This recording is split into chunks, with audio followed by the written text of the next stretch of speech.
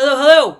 3 videos in a row this week. It's been a while since I've done this. I actually also pre-recorded a Noxious Ruin video. I'm gonna put that up tomorrow because I've got some editing and stuff I need to do. I wasn't a big fan of the first recording I did, so I actually might re-record it. I do that sometimes, especially if I like after I record a video and I remember something that I should have said. It bothers me, and sometimes I'll just put it in the comments and pin it. Like yesterday, I misspoke about the Mortal Decay vinyl being put out on Hell's Headbangers when actually it was Dissonant Tapes. But I just put it in the comments so people knew that. But anyway, yeah. So over the last several months, I've gotten a lot of new subscribers, and yeah, I do have some Q&A videos out there, and I was thinking about just pinning them and telling you guys to go to this, but I figured, why not get more content? I'll re-record some stuff. But a lot of the questions I've been getting lately is, what other music do I listen to? Can I show you my jazz collection? Because I've mentioned it several times. Am I into hip hop? So basically, I'm covering 3 different questions today that have been asked several times in the comments, and then actually 4, because somebody, like 4 or 5 of you in the last couple of videos have been like, did you get new ink? And no, I mean, I've had these tattoos forever. It's a cardinal with my son's birth flowers, and then up here it's my other son's birth flowers, and then a sugar skull with a brain cancer ribbon right there because my best friend died of brain cancer almost 10 years ago, and she was a huge sugar skull, like she collected sugar skulls. So it's just like a memorial to her. And 3 weeks after she died, or sorry, 3 weeks before she died, my son was born. So my first son was born. So these are his birth flowers. And then 3 weeks later, she passed away. So this was kind of like just a memorialization of like life and death. Like that's pretty much what my arm is. And then I'm a huge wildlife fan. So like, I guess that was kind of a weird way of saying that. I am really into wildlife and like conservation of it, and birds. I'm a huge, like, I love birds. I have my whole entire life, and just wildlife as a whole. And I live in Florida, so it's a really great state to live in for that. Especially with all like the swamps and the conservation and stuff like that. I love gators. I'm not scared of them. I actually am going to be doing a scuba diving class, and hopefully someday I'll be doing scuba diving in the Everglades and stuff like that.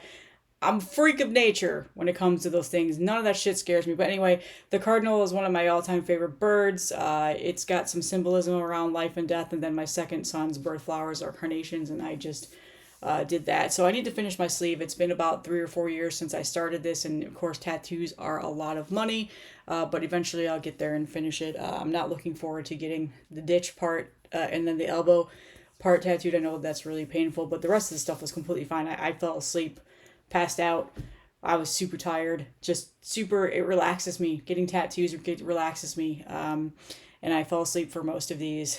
And I'm very fair skinned, so my tattoos stay very colorful, and I also protect them a lot from the sun. And I wear like swim shirts and stuff like that. Like, I don't care about being tan. And then over here is a really, really, really old tattoo that I've had since I was about 20 years old now. It is actually a peonies. So I love flowers too. My aunt is a quilter, and she has a huge quilting room with tons of fabric, and I was living with her at the time while I was in college. I was pretty much living in her basement and going to school in downtown Chicago, and she had all of these like Japanese style fabrics of quilts that she made.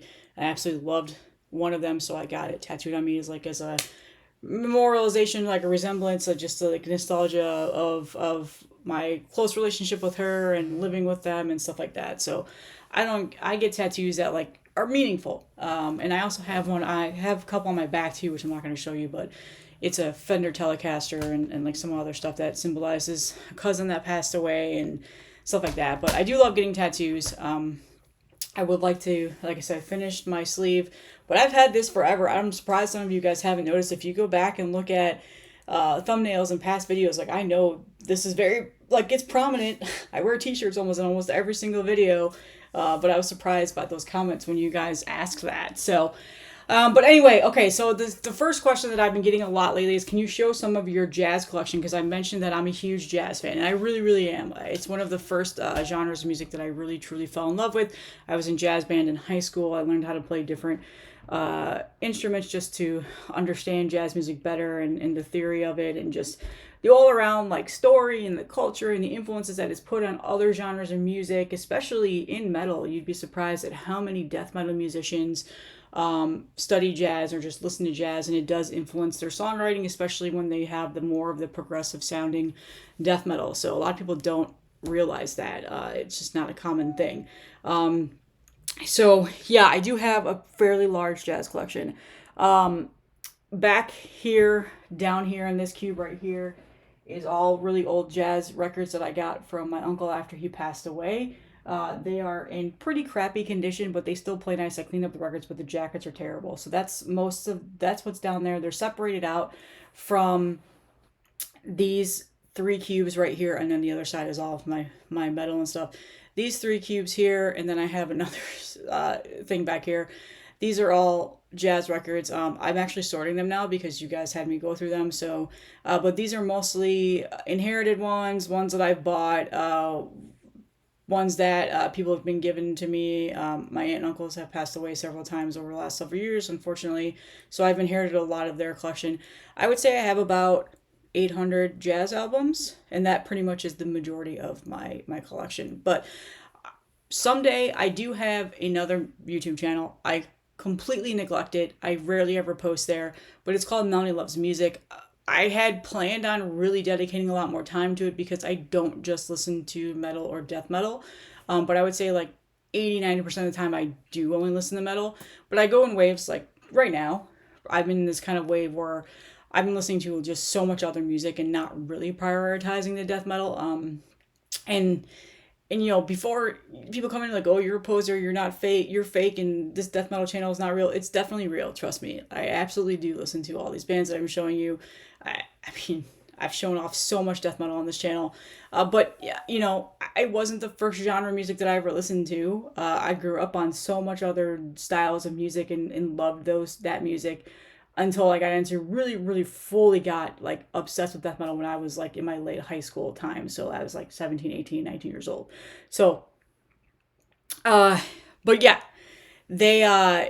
I still listen to a lot of the stuff that I grew up with, and I still collect a lot of it, especially now that I'm a physical collector.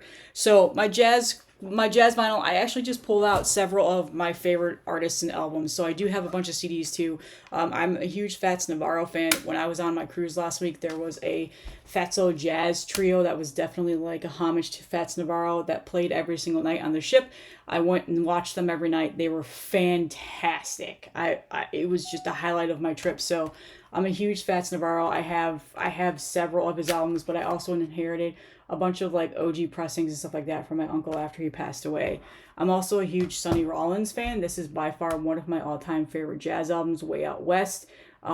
They actually just reissued this on vinyl. Finding a vinyl copy of this has been incredibly old, but I do have some OG CD copies. And then the other Sonny Rollins album that I love, oh, I didn't pull it, but yeah, I'm a huge Sonny Rollins fan. In terms of jazz, I do listen to mostly bebop, like 50s, 60s bebop, jazz, hard bop. If you're familiar with any of these terms, if I'm talking a foreign language, I'm sorry. But I also really love the electric phase that Miles Davis went into, like his like very psychedelic and like just super like transcending and just genre defining era. And so I do have a bunch of those albums, and these are some of my all-time favorite jazz albums. So Bitches Brew, like, and this is some really avant-garde, like just mind-tripping jazz, but damn, when I'm in the mood, this just hits. I do have all of his electric era, and then this one is probably my all-time favorite Miles Davis albums. Kind of Blue obviously is like his most famous one that everybody talks about, but In a Silent Way is absolutely incredible.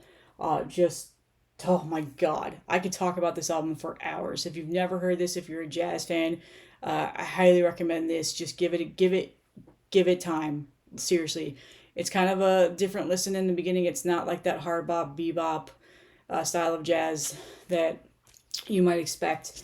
But yeah, for any of those jazz fans, if you've never heard this, definitely check it out. So yeah, I'm a Miles Davis fan, obviously.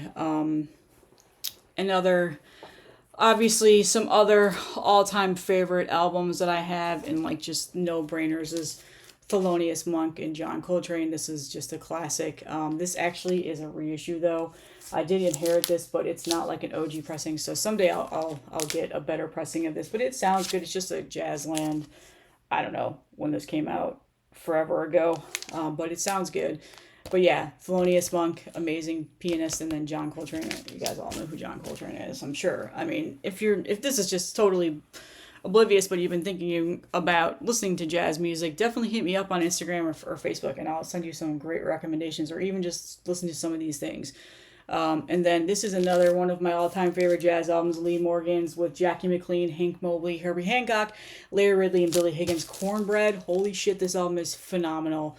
And yes, I collect jazz records that are reissues and repressings now. Blue Note, OJC's, all of the like audiophile pressings, all that stuff. Like, I do collect those. They're very expensive, and so if I'm not buying death metal albums, I'm buying these, and these take up quite a bit of my paycheck. So if I buy a couple of these records, I don't buy anything metal for several weeks, because again, these can be really relatively pricing, because they're those audiophile pressings. And so yeah, you think death metal albums are expensive? Wait till you get into other genre musics. It's ridiculous. The vinyl markup is insane. It's just insane. But yeah, Cornbread, incredible album. And then obviously another one of my all-time favorites, Art Blakey's Moanin', and the Jazz Messengers. They're so incredible. A huge Art Blakey fan. I have just about every one of his albums that are relatively easier to find. Some of his stuff is a little bit underground, harder to get. And jazz albums, when you're buying used, are very hard to find in great condition, because they're just so old and they've just gone all over the place, and people like weren't cleaning their records and stuff like that back then. So when I buy used jazz records, I'm very picky about buying them at certain prices, because they're not always in the cleanest condition. And at that point, I just go with reissues as long as they sound okay. So jazz collecting is a lot harder than death metal in that regard. I do struggle to find OG death metal albums that I really want in my collection for that reason, but jazz is just so much harder. It's just so much harder. But I do hunt. Whenever I go to local record shops, the first sections I go to are the metal sections, if they have one. A lot of times they don't. And then the jazz section. I look in their used bins in jazz albums. Sometimes people don't know what they have, and they put them for like $1, and I'm like, yeah, no, this is selling for like $100, and I'll grab them. But and then another one, this is kind of an obscure one, but just, oh my god, I fucking love this album, is Kenny Dorham's Afro-Cuban. This is like Afro beat style of like hard bop, I guess you could say. Not your straightforward like jazz or anything like that. It's so much fun, so good. Definitely a different style of listen in terms of that. And then finally, the last like jazz thing I'll talk about is Yusef Lateef. He's an oboe player. Something that you don't generally hear people talk about, but he's incredible. This Atlantis Lullaby, the concert from Avion, I think is how it is. This was a Record Store Day release like 2 years ago, a year ago. Absolutely incredible. It's a live concert. It sounds fucking phenomenal. Yusef Lateef is amazing. So that's just some of the jazz stuff that I listen to. I tried to breeze through that because I know not a lot of you listen to jazz. And then the other question I got is, what is like my all-time favorite cassette tape in my collection that is not a death metal cassette tape? 90% of my cassette collection is death metal and metal, but I do have about 50 other tapes that are not death metal or metal. If you know me really well, you know that Phil Collins is like one of my all-time favorite artists and musicians. This is probably one of my favorite cassette tapes for that reason, because No Jacket Required is one of my all-time favorite albums. This is an OG US pressing, I believe.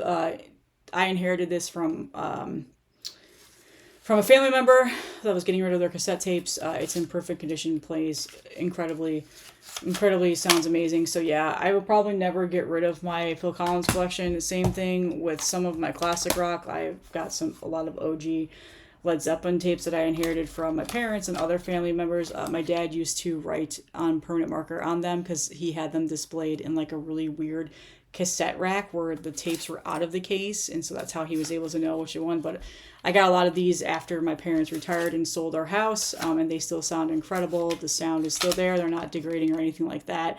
And then I'm a huge Crosby, Stills, Nash, and Young fan. This is just one of my like favorite compilations that they've put out, with some of their like all-time best songs. So this is another one of my all-time favorite ones.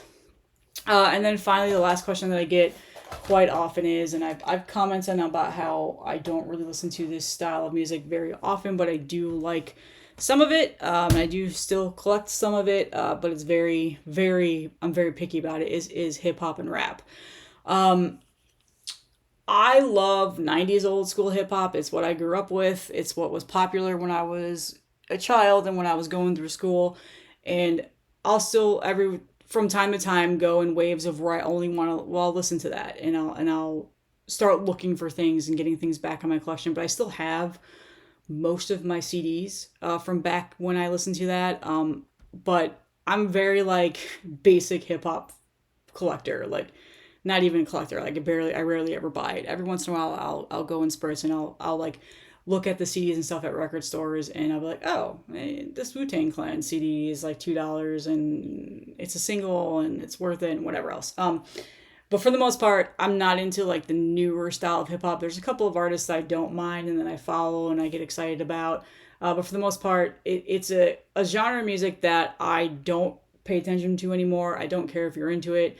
It's hard for me to follow along with. But when it comes to like the older school of hip hop, I love it, and I'm not gonna be like lie and say I don't. I absolutely do. And sometimes it's kind of refreshing when people like Dennis from Analog Archives and other people show off these albums on their channels or even in their Instagrams, because it's like, oh, okay, all right, I don't feel guilty, and I don't feel guilty. Like, I like music as a whole. If I like it, I like it. That's just how it is. But yeah, like, I'm a huge Wu-Tang fan, so I have like all of the old school Wu-Tang albums. Ghostface Killah, RZA, all that stuff. So yeah, like, that's just classic, iconic. It kind of just goes without saying. People just kind of expect that. And yeah, I love Tupac. Tupac is obviously somebody I grew up with. I have every single one of his albums. This is a OG pressing that I've had since high school. So yeah, strictly for my brothers is what I will say. Yes, I love Mobb Deep. I have their albums. Too Short, absolutely love Too Short. A lot of his albums are so good, very funky style. I have just about close to all of his albums, but this is probably my favorite one. Getting It is just a really funky, vibey record. 3 6 Mafia and this whole entire gang. I probably have just about every single one of them. So like from Project Pat to 3 6 Mafia to Coops and Nika to all of that Memphis style. I was so into this back when this came out. It was cool because back when I was a kid, hip hop was always just West Coast, East Coast, and then 3 6 Mafia came with the Memphis scene. It was just something that you didn't hear a whole lot about, and I was from Illinois, so it was cool that it was, Tennessee, and it wasn't the coasts and stuff like that. So I got super into this, and I still have all of these. And I actually played a couple of these the other day while I was working, and I quite enjoyed them. And then finally, Big L. I know that Mike Seatown, we've talked about this before. He unfortunately was murdered at a very young age. He only has really one album out, and it's this. Incredible, like, rapper. Yeah, Big L. But yeah, so a lot of that old school stuff I do enjoy. As far as like new school rap, like I said, not a whole lot, but one rapper that I have like followed, that's more of the new school rapping, that I was a huge fan of and was pretty sad when he was killed, was Nipsey Hussle. I have like every single one of his mixtapes and then his only album that he put out. Just an incredible artist, but just he did a lot of good for Compton and stuff like that. And yeah, he's got gang ties and whatever else. And you want to go into the drama of hip hop artists and how filthy and dirty they are because they're gangbangers and they're drug addicts. Like, really, let's not be hypocritical here, metal fans. We've got NSBM and Nazi fascist punks and fucking drunk death metalers that beat their wives and whatever else. Like, fortunately, the world's full of shitty people. So yeah, yes, I listen to hip hop. Not a whole lot. And one thing that I recently started collecting, which I wish I hadn't, and I'm blaming my friend Chris for this. Chris